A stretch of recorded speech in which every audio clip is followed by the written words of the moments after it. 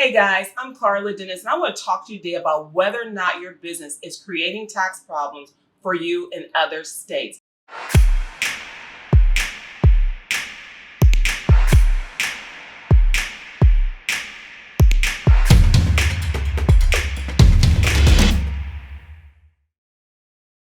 So many entrepreneurs and business owners are doing business, growing their businesses, sending their goods across 50 states, and transacting with remote workers, transacting with 1099 employees, and you may not even know that you're racking up a tax bill in another state. So I want to tell you the 3 things that you need to be aware of. Number 1, do you have employees that are physically located in another state? For example, if you're operating in New Mexico, do you have an employee that is in California? If that employee is in California and working remotely, you have what's called a tax presence in the state of California. What does that mean for you? That means as a New Mexico business, you are actually doing business in the state of California, even though you may not have one customer in that state. You have employees in the state of California.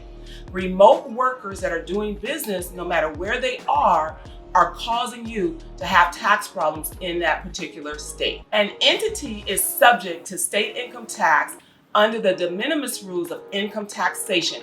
That means that it could be a little thing that causes you to have tax presence in that state, and you might not even be aware of the fact that you have tax presence. Another thing that can give you tax presence in the state is having a business address in that particular state.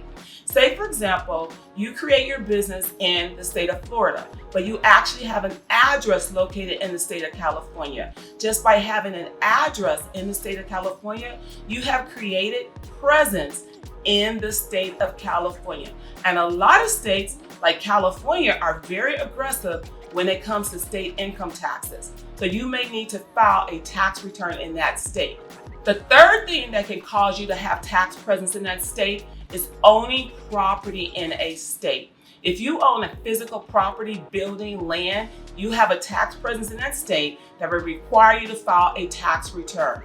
Property can also consist of you having physical products warehoused in a state that is not your normal state. So for example, if I'm in the state of California and I have products warehoused in Texas, products in Arizona, I am doing business in that state. I have a physical presence.